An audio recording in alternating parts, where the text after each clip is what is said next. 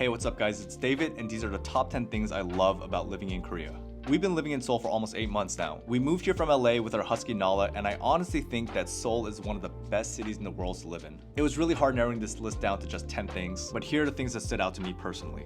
Number 1 is urbanism. I'm pretty sure that New York City is the only city in US where the primary mode of transportation isn't taking a car. I think so much of what makes Seoul fun and makes it a place that Kim and I have enjoyed is the density. If I want to eat something right now, I can probably find 20 places within a 1-block radius. There are 3 convenience stores within 2 blocks of me, maybe 15 to 20 coffee shops in a 2-block radius, and I can hop to most neighborhoods in Korea within 45 minutes on the subway for about $1. Everything comes down to convenience and transportation. The subway system here is honestly so amazing. It works seamlessly with the bus system, and even the taxis here are pretty cheap. This is honestly one of the major reasons that we left LA. We felt so cooped up at home, and anytime you wanted to do something, you had to get in your car, drive 30 minutes through traffic just to get to a coffee shop. And then once you're at the coffee shop and you want to grab lunch, you have to pay the valet, get in your car again, drive another place, pay a valet again, and after lunch, if you want to do something else, it's this whole process again. You always hear about people coming to Korea and saying that they had the time of their lives, and I really think that the entire going out culture stems from the urbanism and the ease of transportation. Which leads me to number 2, the cafe culture and going out culture. The cafe culture in Korea is honestly unmatched. Like seriously, when I say cafe culture, I don't mean that there's a lot of cafes, I mean that there's a lot of cafes and every single cafe seems like a work of art in itself. You might think I'm exaggerating, but seriously, some of these cafes look like it's one person's life mission to create the greatest cafe in the world, and this is what they came up with. When I first got here, every time I was amazed by a cafe, I would send it to my Korean friends, and they would be completely unbothered. They'd be like, yeah, there's one of these like on every street corner, it's not a big deal. And to me, I'm so surprised because I'm like, if this was in LA, this would be the greatest cafe in the world. And it's not just the spectacle cafes, you have these really charming mom and pop cafes in the neighborhood. You have places where it's great to be a regular. You have cafes completely dedicated to studying cafes where students go to study or people like me to go to work on their laptops. You have book cafes, you have record cafes, you have cat cafes. Really, the list goes on and on. Any type of cafe that you're looking for, they'll have it here, and it'll be amazing. And cafe culture here is like the gateway drug into the entire going out culture. 7 days a week, there's always something to do in Korea. There's always activation events, pop-up shops, concerts, basically anything that you would categorize in the bucket of fun. You'll never run out of things to do. Number 3 are the public servants. You've probably already heard a reputation that Korean people are very nice, but nothing compares to the public servants in Korea. I'm talking about bus drivers, police officers, DMV employees. Like seriously, in the US, when you talk about the stereotype of the angriest person in the world, we're talking about DMV employees. I'm sure you've shared this experience where you walk into a DMV and the person almost seems angry that you showed up and they have to do their job. The public servants here really take that servant part literally when they do their jobs. In our first couple of months here, Kim and I were walking around Hongdae and Kim lost her wallet. Someone recommended that we go to the police station and ask for help there. Every single person at the police station was so nice, it really felt like they were trying to win the world's best customer service award. In so many different ways, they went above and beyond to try to explain the entire process to us, walk us through the system, and even fill out the forms for us. Look, in the US, it's no secret that we have a contentious relationship with our cops. I'm not one of those all cops are bad type people, but even for me, anytime I interact with a police officer in the US, there's this sense that they're the authority figure and I kind of need to behave, for lack of a better term. When I was a little kid, my mom told me that if I ever get lost or if I'm ever in trouble, to go find a police officer and they'll help me. I feel like that sentiment has changed a little bit in the US, but in Korea, I think it still holds true.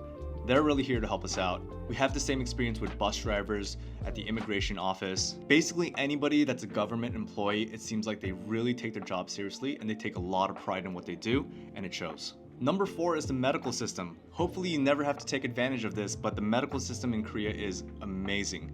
This is a huge contrast because I'm from the US where we might have the worst medical system in the world. I was dealing with some pain in the US and I had to go see a general doctor. I had to get referred to a specialist. I had the specialist send me to get an MRI. I had to schedule with another specialist. The second specialist sent me to get another MRI. And this entire process of trying to schedule things took about 9 months. In Korea, I was dealing with the same issue. I called the hospital. I showed up at the hospital 2 hours later. I got 2 MRIs, a bunch of x-rays. I saw 4 different specialists all in the span of 3 hours. Our second week in Korea, Kim and I both got the flu at the same time and it was miserable. My Korean friends were really confused of why I wasn't going to the hospital. I have never been to the hospital or seen a doctor for being sick or having the flu in the US. It's just not something that you do. We actively avoid the hospital in the US because if you make one wrong move, then you're bankrupt. You just stay home and suffer in silence. But in Korea, we called the doctor and asked them when they had an appointment. They said we could show up right now. We walked 5 minutes to the doctor's office. We got some meds, but we also got this nutritional liquid IV. It's like the thing that you get in Vegas when you party too hard. I think including the doctor's visit, the prescription medicine that we bought, the IV, all came out to about $70 each. And the IV was a completely elective thing. I think if we didn't do that, it would have been like 25 bucks each. And the third example I'll give is us going to the dentist. Kim actually needed to get an implant on one of her teeth. We were gonna do it in the US before we came to Korea. We found out that the cost with insurance was gonna be almost $6,000 and she had to wait 3 months for the next appointment. We called around some dentists in Korea. They said they could see her within the week and the cost was all around $1,500. I still find it so funny anytime I go to the doctor's office and they tell me, you don't have insurance, so this is gonna be a little expensive. And I think, like $30,000? And they're like, no, like $50. It's just crazy. Number 5 is the food. This probably should have been number 1. Obviously, Korean food tastes great, but it's also about the variety there's in Korea. In LA, there's almost no options for affordable food anymore. It seems like everybody's trying to play this premium game and trying to upcharge for some special concept. In Korea, you can still get delicious traditional food like kimchi jjigae, sundubu for 7,000 won, which is about $5. And of course, the sky's the limit with Michelin star restaurant experiences. Koreans also have this special kind of beef here called hanwoo. A lot of people say that it's like the Wagyu of Korea, but I don't think that's quite true.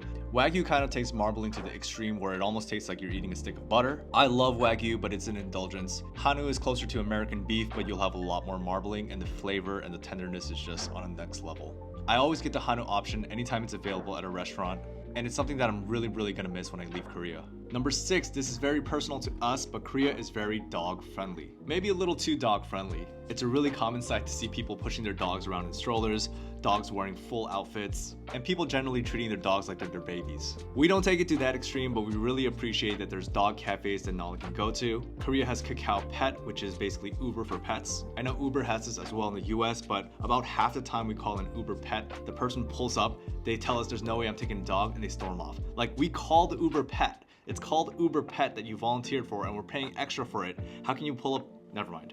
It got to the point in the US where we don't even try to use Uber Pet anymore, but every time we call a Kakao Pet, they pull up with the entire back section covered in a dog cover.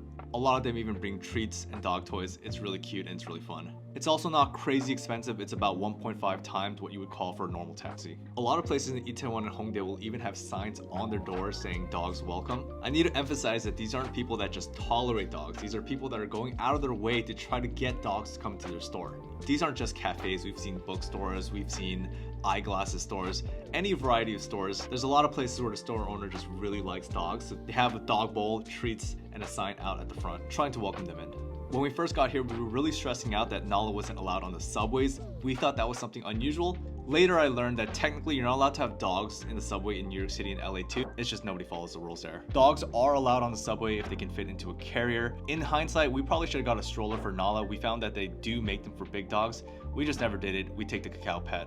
Number 7 is the variety of neighborhoods. I mentioned that I can get to almost any neighborhood within 45 minutes, but every neighborhood has such a distinct characteristic that there's really something for everyone. Hongdae is a completely different vibe from Myeongdong. Myeongdong is a completely different vibe from Ulchiro. Ulchiro from Jamsil. You get the point. Whatever kind of vibe you're looking for, there's a community for you here in Korea. You just need to go out and explore. I don't think you could ever get bored of living in Korea, because if you ever feel like things are getting stale, you just need to go explore a new neighborhood and it'll feel like a complete refresh. Number 8, this is a really specific one, but there's no price gouging. In the US, anytime you're at a popular spot or a tourist destination, there's obviously going to be some sort of price gouging.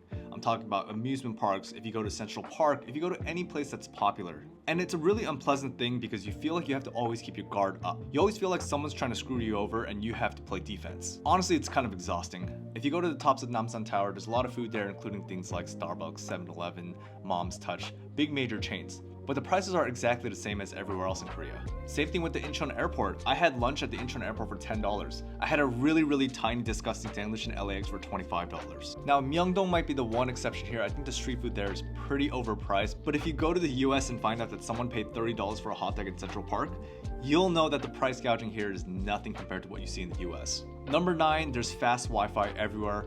Pretty self-explanatory. Every cafe, restaurant has their Wi-Fi and password displayed right at the front. Even the subways and buses here have free public Wi-Fi. It's great. Number 10, nature and public spaces. Seoul is a very densely populated city, but they really took the time and effort to integrate nature into the city. Places like Namsan Tower, the Han River, Seoul Forest are some of the most beautiful places in the city, and they're so well maintained. They're extremely clean. They all have public restrooms that are very clean, and they all have public water stations.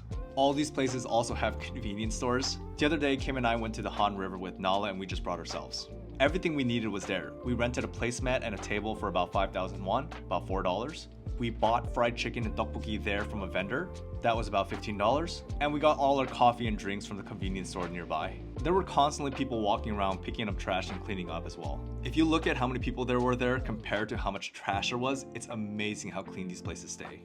And finally, one bonus one is safety. I usually take Nala out for a walk late at night to go to the bathroom one last time. And when I'm in LA, my guard always has to be up. I'm looking around, there's always some crazy homeless person out there, there's always someone screaming, someone on drugs, and I have to keep my guard up. I will not let Kim go outside at night by herself in LA, even with the dog. Korea is the complete opposite. 24 hours you can walk outside and feel safe. I have no problem with Kim going around by herself. Even if she takes Nala out at 2 a.m. at night, I'm not worried for her safety. Obviously, we love living in Korea, but it is a country on the other side of the world, so there were a lot of things we still had to get used to. The next video is going to be a list of the things I don't like about living in Korea. Make sure you're subscribed to the channel so that you know when the next video drops. I'll see you all in the next one. Peace.